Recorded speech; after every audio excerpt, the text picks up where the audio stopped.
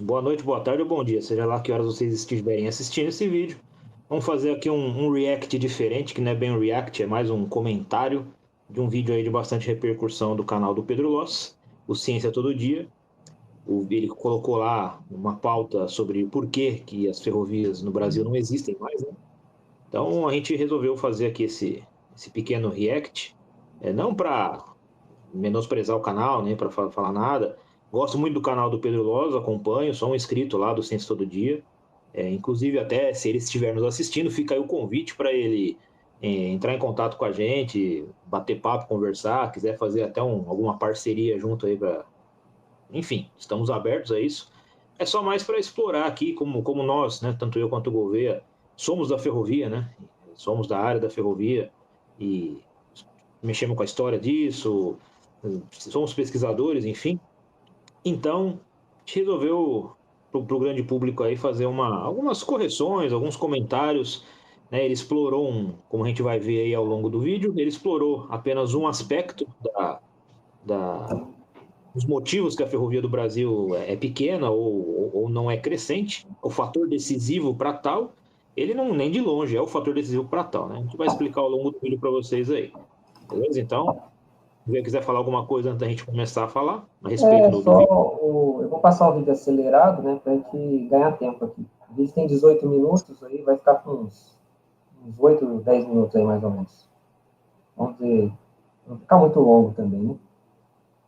Sim, sim. A gente vai também explorar só algumas partes, né? Não vamos falar do vídeo inteiro, porque é muito longo. Sim. Tem alguns momentos Algumas que eu partes. vou passar para frente. Alguns momentos eu vou pular. Ele vai repetir os mesmos argumentos várias vezes. Aí não tem por que ficar passando. Então vamos lá, bora. Vamos lá. No dia 30 de abril de 1854, o gaúcho Irineu Evangelista de Souza recebeu o título com o qual ele entraria para os livros de história. Desse dia em diante, ele seria conhecido como Barão de Mauá. A honraria foi concedida pessoalmente pelo imperador Dom Pedro II e foi um reconhecimento às contribuições do primeiro grande empresário brasileiro à jovem indústria nacional, que até então andava a pé ou no lombo de mulas.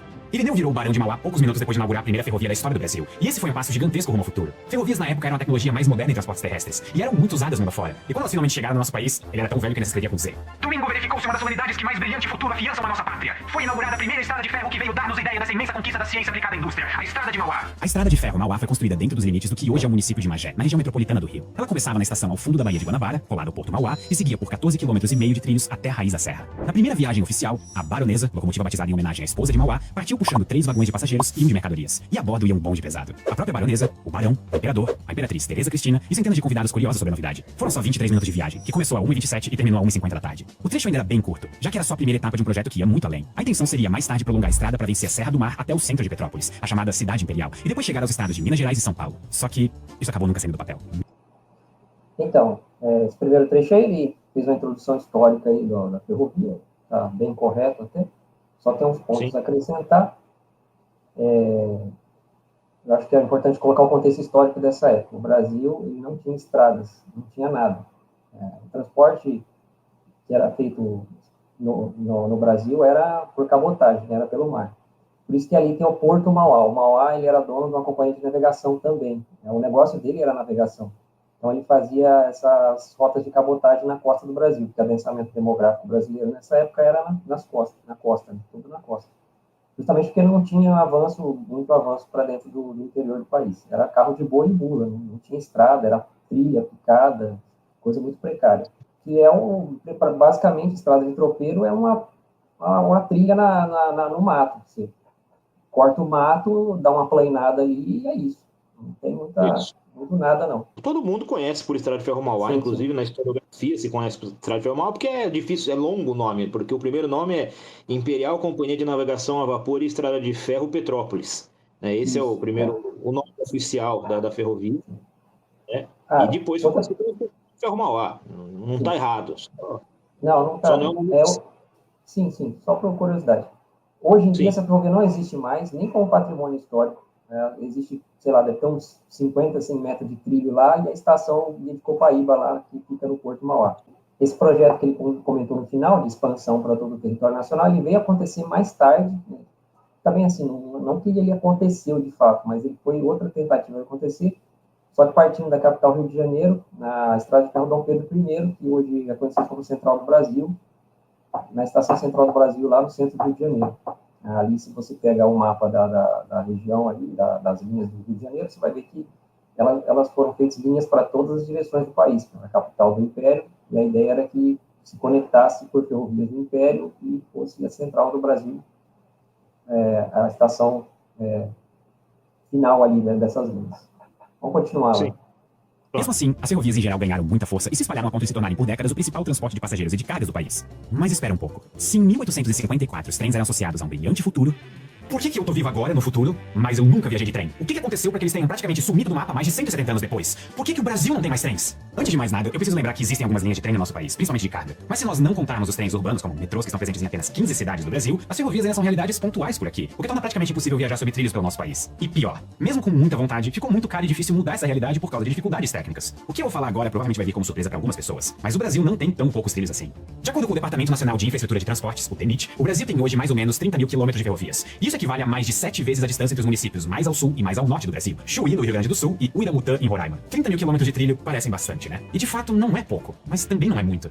Primeiro porque desses 30 mil quilômetros, cerca de 11 mil estão fora de ação. E em segundo lugar, porque toda essa estrutura férrea está bem mal distribuída ao longo do nosso território. O mapa ferroviário mais atualizado que a gente tem hoje mostra que as estradas de ferro se concentram principalmente no sudeste, depois no sul, ficam um pouco mais espaçadas no nordeste e praticamente desaparecem no centro-oeste e no norte do país. Isso aqui é bem óbvio, né? O adensamento demográfico na região norte aqui é muito pouco, né? Acaba que nunca foi viável fazer ferrovias aqui. A gente chegou a ter a ferrovia aqui no Acre, né? Nessa região aqui do norte, que era a ferrovia Madeira-Mamoré, que ela foi feita por um acordo com a Bolívia, né? Transporte de borracha, mas ela foi extinta também por vários outros motivos, né? Enfim. E é verdade que ele falou. A maioria dessas ferrovias aqui, você pode ver esse monte de linha no mapa, mas a maioria dessas linhas aqui estão fora de operação hoje em dia. Pouquíssimas dessas linhas aqui operam hoje em dia. Que já é evidente, fica ainda mais gritante quando se coloca o Brasil em perspectiva. Esse outro mapa mostra como o Brasil é um grande vazio de ferrovia se comparado ao resto do mundo. O Japão, por exemplo, só foi ter a sua primeira estrada de ferro 18 anos depois do Brasil, em 1872. Mesmo assim, hoje tem praticamente os mesmos 30 mil quilômetros de trilhos com a malha japonesa ligando todas as 8 regiões e as 4 principais ilhas do país, com direito a mais de 3.600 quilômetros de trens-bala. Aí você pode até argumentar que não tem justiça essa comparação, porque é muito mais fácil construir trilhos em um país como o Japão, que é muito menor do que o Brasil, e que nesse caso é necessário bem menos estrutura para cobrir todo o território. Mas será mesmo? Então vamos olhar só para países de dimensões continentais, de porte similar ou superior ao Brasil. Mesmo olhando dessa forma, o Brasil ainda tem relativamente poucos trilhos no chão, perdendo para países enormes como China, Rússia e até o Canadá em termos de trilhos por milhão de quilômetros quadrados. A Rússia, por exemplo, tem quase o dobro da quantidade de trilhos de trem relativo ao seu tamanho. E até a Austrália, que é basicamente um deserto com cidades litorâneas e uma população bem menor, tem uma malha ferroviária mais densa do que a nossa. Mesmo nos Estados Unidos, com toda a cultura do carro, é possível viajar de Nova York a Los Angeles pagando apenas uma passagem.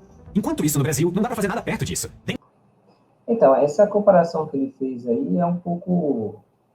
injusto. Então, assim, injusto e desproporcional, porque não os motivos pelos quais as ferrovias foram construídas nesses países são diferentes entre si e diferentes do Brasil. Se você pegar os Estados Unidos, por exemplo, as ferrovias lá elas foram construídas numa época, final do século XIX, em que era o negócio do momento, todo mundo queria construir ferrovia. Então, construir ferrovia para todo lado, e era barato fazer ferrovia, se tinha mão de obra estrangeira, praticamente escrava, se fazia ferrovias, e muitas dessas ferrovias elas já nem existem mais, mas ainda assim isso ajudou a criar a malha ferroviária americana. Você vai em países como a Rússia, por exemplo, a ferrovia lá foi construída por outro motivo, por um motivo de expansão de território e cobertura de território. Tem a questão do frio também. Lá é necessário ter ferrovias porque elas funcionam no inverno, a estrada não funciona, entendeu? Tem tudo isso. No Brasil, a gente tem um problema geográfico também, que dificulta a construção de ferrovias. Aqui o relevo é muito acidentado, principalmente na costa. Sim. Se você vai nos Estados Unidos, o meio oeste americano é um grande vazio. Você simplesmente coloca o trilho em cima da terra e pronto, você não precisa fazer muita coisa. Uma outra questão, né, que a gente vai abordar também um pouco melhor ali para frente, só que o governo brasileiro sempre foi meio... O Estado brasileiro sempre teve a mão de ferro e o empresário por trás dele, né? Essas coisas que a gente vê hoje na política, elas são crônicas no Brasil, desde os tempos que o Brasil é Brasil. Então, você construir uma ferrovia não era fácil, porque quando você juntava um grupo de empresários para construir uma linha determinada em algum determinado lugar, Primeiro que o governo fomentava isso, você tinha a tal da garantia de juros e as zonas privilegiadas, e as ferrovias não podiam cruzar umas com as outras, era cheio de... Então não era simplesmente fazer como nos Estados Unidos e em outros países, que você podia ter uma livre concorrência e fazer uma ferrovia paralela com a outra, e quem tivesse as melhores condições que ganhava. Não, aqui no Brasil você tinha a faixa de domínio de 31 quilômetros para cada lado da estrada de ferro, ou seja, uma estrada de ferro ela só iria ser paralela com a outra no mínimo a 60 quilômetros de distância uma da outra.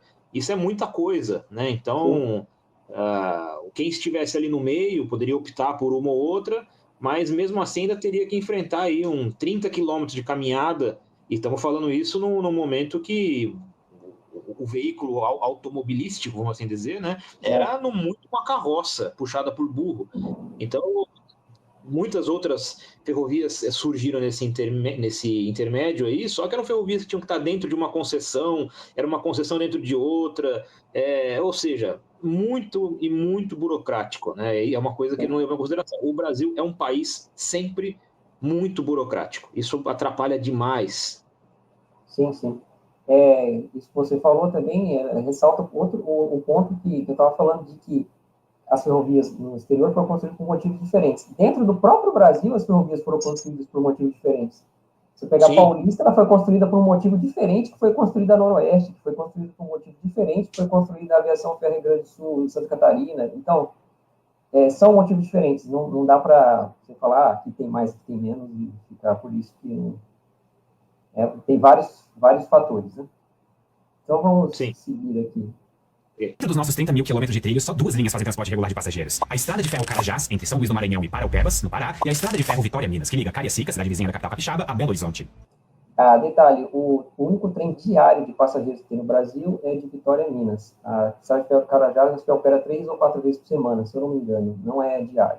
Mas então, por que o Brasil abandonou os trens? Para entender bem a resposta dessa pergunta, nós precisamos rapidamente lembrar a história dos trens. Trens tiveram protagonismo desde o fim do século XIX até o início do século XX. Mas a crise de 1929 nos Estados Unidos impactou seriamente as exportações do nosso principal produto, que era o café, e com isso prejudicou a rentabilidade dos trens. Depois disso, o Brasil se industrializou e mudou de perfil, se transformando de um país historicamente rural para majoritariamente urbano. E a pá de cal sobre as ferrovias veio na década de 1950, com a decisão do governo Juscelino Kubitschek de apostar no incentivo à fabricação de carros para impulsionar a indústria, o que fez do Brasil um país que abraçou as rodovias e deu as costas para os trens. Eu acho que essa é a parte mais interessante e mais sensata que ele fez. Primeiro que é uma realidade do estado de São Paulo. O café, ele figurava no estado de São Paulo. Evidentemente figurava um pouco no estado de Minas Gerais e Rio de Janeiro, e no norte do Paraná, né, mais num período um pouco mais tardio. Só que tirando aí esse pedaço aí do sudeste com essa pontinha do sul, o café não figurava no resto do país. E como eu falei, principalmente em São Paulo. Se você for pegar o mapa da malha ferroviária paulista, ele é um funil. A gente vai olhar que ele é um funil, ele vem de todo o estado convergindo ao Porto de Santos, que era o lugar de escoamento do café. Os outros estados, em geral, não tem esse mesmo perfil. É um perfil de malha mesmo, de rede, que era para domínio de território, para fazer ligação entre locais, né? E como ele disse, né, isso é um ponto que abordado. E o outro ponto é o seguinte: ele falou tudo. O JK foi o cara que acabou com a ferrovia. Por quê? Porque ele quis fazer esse governo dele, que era que ele chamava, né, de 50 anos em 5, não foi errado, mas ele queria fomentar a indústria nacional, fez acordo com as grandes montadoras, trouxe muita industrialização para São Paulo e para o país, lembrando que já tínhamos indústrias, né, principalmente na área têxtil, mas era ainda um pouco menos do que a industrialização era um pouco menor do que ela foi depois do grande boom automobilístico, e você gerou empregos diretos, empregos indiretos, renda direta e renda indireta, enfim. Mas não é errado o que ele fez, só que esbarra numa coisa: ele simplesmente ignorou e largou a própria sorte o modal ferroviário. Então, o modal ferroviário ele não acabou com ele, mas ele deu incentivo governamental, vamos assim dizer, direto, para que ele acabasse sozinho, né? Sim, a gente tem outro contexto histórico aí também. Né? É o seguinte: ele falou da crise de 29, mas não é bem a crise de 29. Porque, assim, a gente está numa época aí, começo do século XX, que os automóveis não eram competitivos. Você não tinha uma malha viária e os automóveis não eram bons. Você não tinha automóveis nem caminhões que carregassem muita carga, nem que cobrissem longas distâncias. Por várias características técnicas dos veículos e combustível, etc., rede de postos de combustível, e redes de estradas, etc. A partir do momento em que o automóvel e os caminhões ficam competitivos, o trem começa a perder espaço, exatamente por causa dessa competitividade. Por quê? Todo mundo sabe, o trem, ele não entrega, ele não te leva na porta da sua casa e nem leva a comida dentro do supermercado. Quem faz isso é o caminhão. O trem, ele faz parte de um braço da logística. Ele não é a logística por si. Então, ele tem que ser incluído dentro de um sistema logístico, que foi o que os Estados Unidos fez. Essa questão do automóvel, que o Juscelino trouxe aqui no Brasil, porque a ideia era exatamente industrializar o Brasil através da indústria automobilística. Isso aí já foi o que os Estados Unidos fez, praticamente a mesma coisa. Só que lá eles incluíram o trem dentro de um sistema logístico, dentro do sistema logístico do país. Né? O trem tem uma função lá. Aqui não, aqui simplesmente ele foi deixado. Esse plano de industrialização do Brasil através do automóvel, na verdade, ele vem desde a época do Getúlio Vargas, só que o Getúlio Vargas não conseguiu implementar esse plano. Então, ele ficou pro JK. E a ideia era essa, porque a indústria automobilística, para você produzir um carro, você precisa de matérias-primas diversas e você fomenta todo um outro parque industrial. Aí você tem outra diferença também. Lá nos Estados Unidos, um automóvel custa barato. Sempre custou barato. E aqui custa o preço de uma casa. Sempre custou o preço de uma casa. Então, não deu muito certo. Outra questão é que, a partir vou colocar ali, década de 20, mais ou menos, não sei se eu estou certo ou errado, talvez antes, as ferrovias brasileiras, elas foram gradativamente sendo estatizadas. Elas foram por diversos motivos. Ou às vezes era a força, ou era a ferrovia falia, o Estado ia lá e encampava para continuar com o serviço, etc.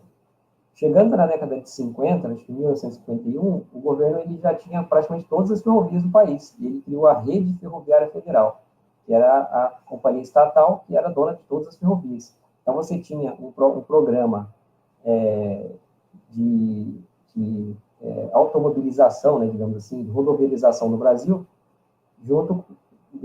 por parte do governo, junto com as ferrovias que estavam na mão do governo. E exatamente a partir da criação da Rede Ferroviária Federal é que a malha começou a diminuir. Por quê? A partir do momento que se pegou todas as ferrovias e criou uma empresa unificada, o governo percebeu que tinha redundâncias. Né? Você tinha linhas para os mesmos lugares, você tinha umas linhas que estavam obsoletas, que operavam com baixíssima demanda. Então, ela começou a fechar, a erradicar trechos. Foram muitos trechos erradicados, ferrovias inteiras foram erradicadas até os anos 70 ali, e praticamente só se voltou a construir ferrovias mesmo no regime militar, ironicamente. Sim. E tem uma outra coisa que ele falou também, pincelou, que não é exatamente um erro histórico, mas ele é uma pá de cal, como a gente diz, né? Foi a crise de 29, porém o café, como ele mesmo falou, como o Pedro Laus mesmo fala, o café ele já vinha dando maus resultados, entre aspas, maus resultados, desde 1918, né? O que poucas pessoas sabem da história do café no estado de São Paulo é que em 18 tivemos uma geada muito severa, durou 5 dias, em junho de 1918, e essa geada ela matou milhões de cafeeiros no estado inteiro. E muitos cafeicultores daquela época que estavam sem grana, eles faliram, né? Ou chegaram próximo a isso, tiveram que acabar com seus cafezais. Os cafeicultores que tinham alguma grana guardada, eles acabaram trocando a cultura para a cultura do algodão, né? Que é um ciclo econômico que não durou muito, mas teve grande impacto no estado de São Paulo, que é o ciclo do algodão, que é o que traz a industrialização realmente para São Paulo, por causa das indústrias têxteis. E o resto ou falhou ou vendeu. E aí, quando nessa época você começa a ter como fala, o corte, né? Você começa a seccionar as grandes fazendas e transformar elas em sítios, fazendas menores, sítios menores, até realmente 29 ali que você tem a crise econômica mundial. E aí quem já estava ruim piorou e faliu definitivamente, e quem estava mais ou menos ficou em situação horrível. Então, só quem tinha muita grana mesmo que conseguiu superar isso daí, e foi a pá de cal do café, de fato. Mas o café, ele figura mesmo, assim, ele realmente é um motor da economia brasileira, vamos assim dizer, e calçando a ferrovia no século XIX, né? Então estamos falando aí do começo das primeiras ferrovias aí, nos anos 60, anos 70 do século XIX, até o começo do século XX, 1900, 1910 no máximo. Então, esse período aí de 50 anos, 40, 50 anos, que é o período do café. O restante, a ferrovia foi utilizada para outros tipos de mercadoria. O café ainda figurava bastante, mas não era rei absoluto, né, que imperava. Por exemplo, se você pega no sul, nessa mesma época aí, não era café, era chá. Ferrovias lá foram construídas por causa de chá, o chá mate. Aí você vai para o Nordeste, era cana-de-açúcar naquela época no Nordeste. Hoje a cana-de-açúcar é em São Paulo, que ironicamente é em São Paulo. Um dos principais produtos aqui. Vamos continuar aqui. E todos esses fatores são importantes, mas tem uma outra questão técnica para o abandono dos trens que costuma ser esquecida, causada justamente pela falta de planejamento sobre a forma com que as linhas foram construídas. Conectar a malha ferroviária brasileira não era só questão de sair botando mais trilha no chão, porque se fosse só isso, nós provavelmente já teríamos desenvolvido uma malha ferroviária. O principal problema não é o comprimento de linhas de trem, e sim a bitola. A bitola dos trilhos, só para deixar bem claro. Bitola é o nome que se dá para a distância entre as faces internas dos trilhos que conduzem os trens. E elas podem ser classificadas de 3 formas: bitola estreita, bitola padrão ou bitola larga. A bitola pode parecer só um detalhe, mas na realidade é uma questão chave para a conexão entre linhas de trens. Uma locomotiva só vai funcionar de forma adequada se as bitolas de rodeiro, que é a distância entre as rodas, se encaixarem corretamente nos trilhos. Ou seja, os dois precisam ter tamanhos compatíveis. Um trem feito com as rodas espaçadas pela distância de 1 metro só consegue andar sobre trilhos com bitolas de 1 metro. Agora, se esse mesmo trem encontrar uma mudança de bitola no caminho, por exemplo, de 1 metro para 1,60 centímetros, ele não tem como seguir viagem. A bitola é tão importante que ela é uma questão central da política de vários países que têm conflitos históricos com seus vizinhos. Por exemplo, a Europa continental usa principalmente a bitola padrão, até chegar nos países da antiga União Soviética, em que uma bitola ligeiramente maior é usada. E essa fronteira de bitolas não é um acidente ou erro de engenharia. Vários países da Europa queriam evitar que os países vizinhos pudessem conectar os seus trilhos de trem para transportar recursos para uma guerra ou invasão. O que faz muito sentido. Escolher o tamanho certo da bitola às vezes é questão de segurança nacional, mas no Brasil, a história foi diferente.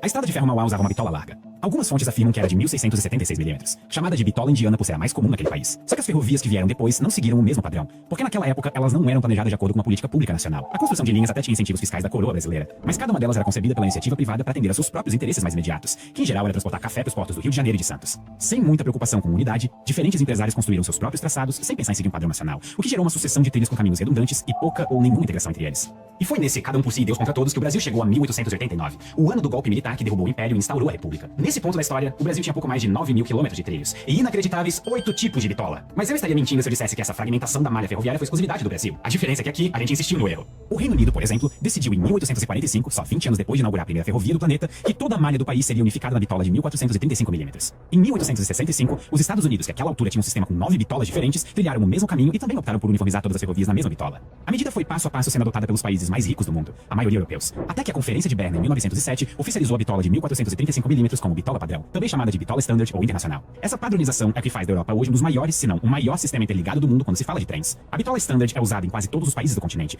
com exceção da Península Ibérica e de países na esfera de influência da antiga União Soviética. Em ambos os casos, razões militares levaram a preferência por bitolas diferentes do restante para dificultar invasões dos vizinhos. Hoje é possível viajar de trens entre Londres, Paris, Berlim, Estocolmo, Oslo, Roma, Viena, Sarajevo, Belgrado, Atenas, Istambul e vários outros destinos, porque todos eles estão em países com o mesmo padrão de bitola de 1.435 milímetros, presente em 60% das ferrovias do mundo, principalmente na China, na Austrália, no Oriente Médio e em alguns países da África. Enquanto isso, o Brasil só foi falar da padronização das próprias ferrovias várias décadas depois, em 1970. Quando os trens já estavam em decadência por aqui, o Ministério dos Transportes da ditadura militar determinou que a malha brasileira deveria se unificar em torno da bitola irlandesa, de 1,60 m.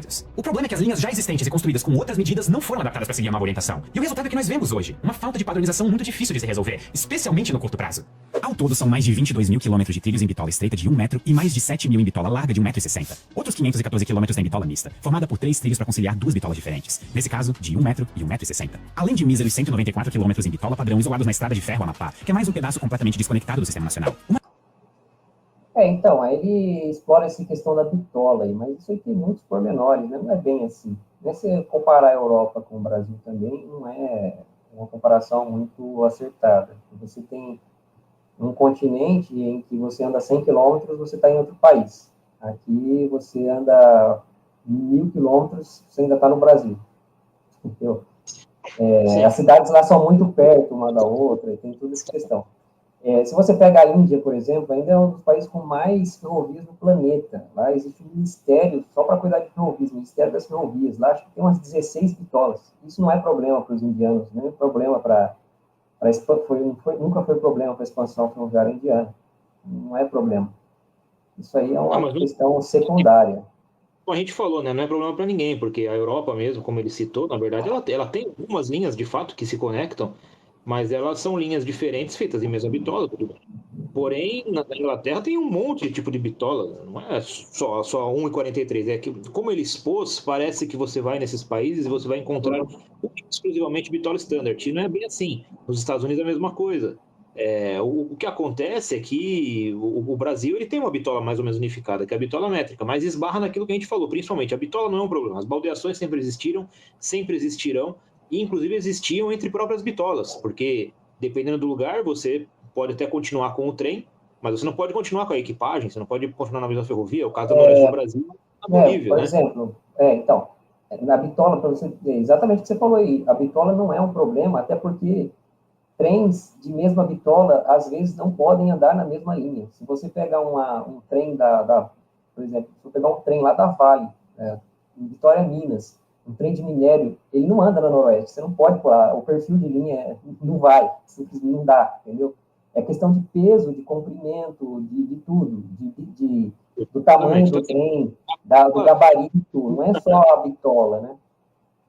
E é como a gente colocou, ele colocou de uma maneira um pouco simplista, falando que assim, que se o problema fosse esse, era só você colocar trilhos pelo chão e ter ligar. E não é bem assim, porque como a gente falou, você tem toda uma burocracia, que já foi citado aí atrás, quem quiser assista novamente lá, que a gente fala que não é simplesmente você ligar, você tem que ter concessão, você tem que ter uma autorização, você tem que ter desmembramentos de áreas, você tem que ter desapropriações. Quem estuda Licença ferrovia ambiental. Sim, quem estuda ferrovia aqui no Brasil sabe muito bem que construir ferrovias é muito mais do que apenas escolher o uso da bitola. Então, fica aqui a nossa sugestão aí para o Pedro Loss, se quiser refazer o vídeo, se quiser conversar, comentar sobre esse vídeo próprio, sobre o nosso próprio vídeo, estamos aqui à disposição. Mas a bitola nem de longe é o maior, E daqui para frente no vídeo, ele vai falar muito sobre a bitola. Meio que ele deu uma aula de bitolas. O que ele falou tá certo, ele não falou nenhuma besteira sobre bitolas. Foi uma besteira bem feita da parte dele. O único problema é que foi colocado como o problema brasileiro, e não é. Simplesmente não é. Não, não é. O problema da ferrovia mesmo foi como a gente falou, o principal ponto que foi a escolha do modal, né, pela política brasileira. Tola nem de longe era o problema, né? Você vê, como ele mesmo falou, é até meio contraditório, né? Ele deu o exemplo da Inglaterra, tem outros países que tinham 16 bitolas, sei lá quantas bitolas, Estados Unidos. E a ferrovia cresceu lá com várias bitolas. Ela foi unificada depois, entendeu? Ela não foi feita com uma bitola só para depois, né? Entendeu? É o contrário. Aqui Sim, também, né? Ela cresceu com várias bitolas. Não foi Sim, tem o caso uma dos Estados bitola Unidos. só. Eu não entendo muito assim, de ferrovia americana, mas que nem Estados Unidos, a Denver e Rio Grande, que começou com bitola de 914, teve uma bitola que ele nem apresenta, que é a bitola estreita americana, a bitola de 30 pés. 30 polegadas, desculpa. 30 polegadas não, 3 pés, desculpa. A Denver e Rio Grande era uma ferrovia gigantesca e foi toda feita em bitola estreita americana de 914 e depois, ao passar do tempo, ela foi sendo retificada para a bitola padrão. E aí mesmo muitas partes da Rio Grande hoje em dia, mesmo na bitola padrão, nem existem mais. Então, assim, Exatamente. na Inglaterra aconteceu a mesma coisa, em vários países aconteceu a mesma coisa. Então, a bitola é uma questão é uma questão importante, mas não é uma questão definitiva. Sim, até porque é isso mesmo, a ferrovia ela cresceu com várias bitolas, depois ela foi unificada, e não o contrário, né? Então, o crescimento não está atrelado à bitola, pelo contrário, está atrelado à diversidade de bitola. Depois você vai retificando os trechos e colocando, e unificando a bitola. Aqui no Brasil a gente tem vários exemplos disso. Assim, por exemplo, a Paulista mesmo, ela começou, o trecho que ela abriu aqui para Bauru, por exemplo, ela foi em bitola estreita. Depois ela foi retificada e passada de bitola larga. Isso aí já anos depois. Então é assim. Por quê? Por que isso acontece? Porque por causa do relevo. Né? A bitola ela depende de relevo e de obra de arte.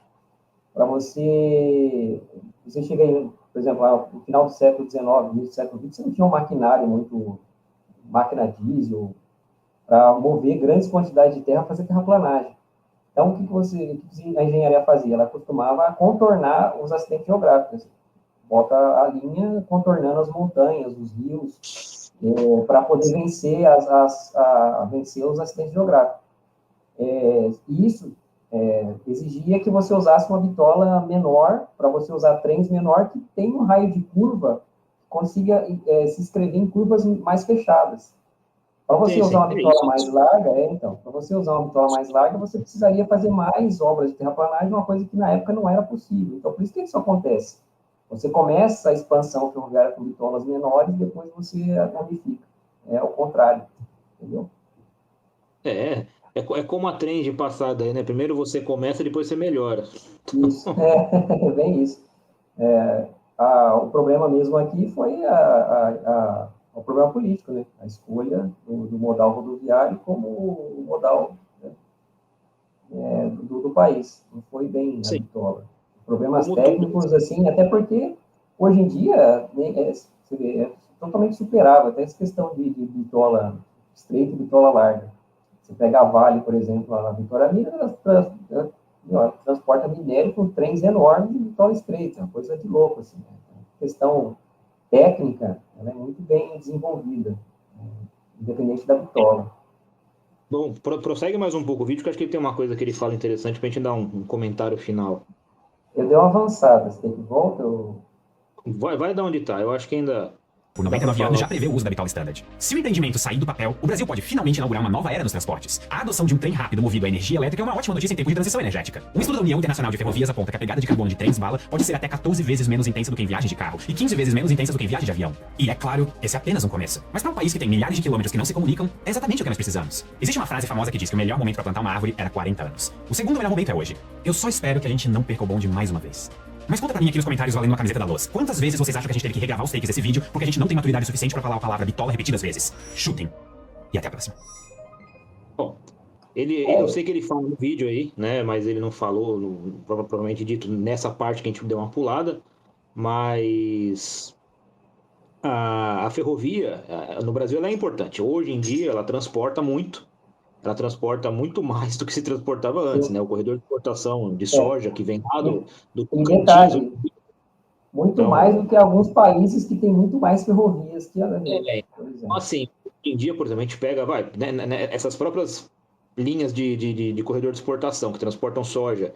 Um único trem vindo aí do centro-oeste brasileiro para o Porto de Santos, ele tem muito mais carregamento, muito mais carga, né? Muito mais TKU, que é o nome correto do negócio, que é quilômetros por tonelada por quilômetros úteis, tonelada por quilômetro útil, o TKU, do que um trem do passado. Então, muitos trens têm mais carga do que o mês inteiro de uma ferrovia inteira do passado.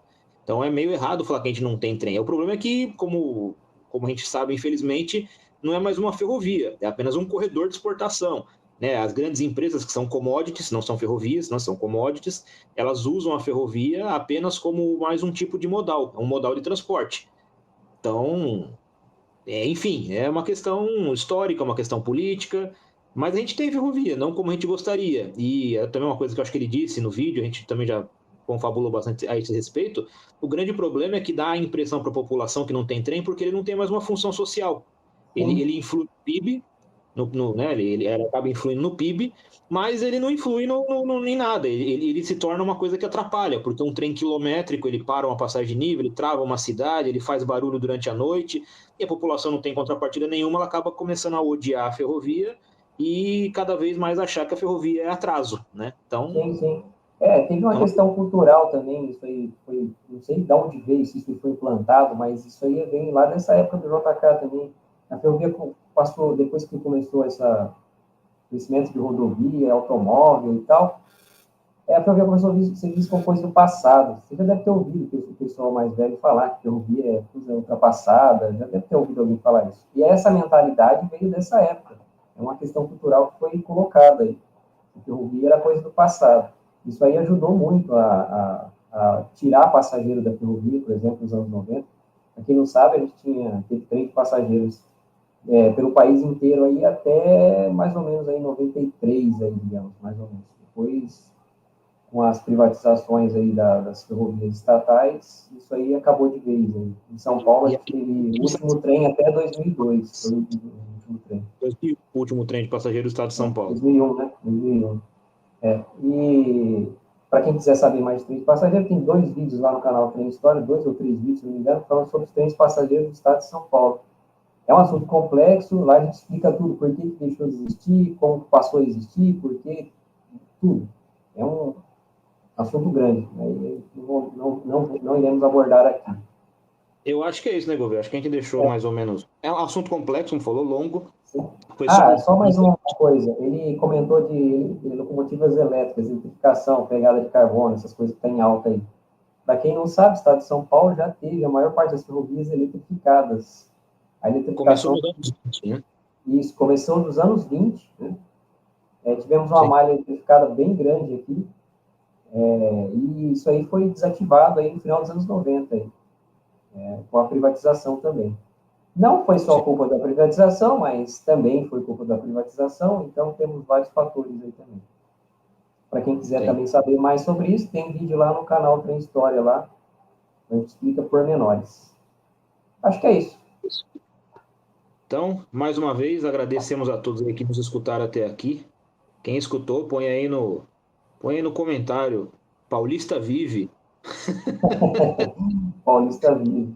É isso Em aí. honra ao Paulista, se você assistiu até aqui, coloca no comentário lá que a gente vai saber se vocês assistiram. Mas e é isso aí, também fica aí novamente o convite aí pro Pedro Loz e toda a sua equipe, se quiser bater papo. Isso aqui não é um vídeo de crítica ao vídeo que ele fez, jamais. É só um react comentado aí de dois caras que gostam de trem. É isso aí. Beleza? Obrigado, pessoal. Dê Até like, mais. compartilha e Até até a mais. próxima. Tchau. Tchau.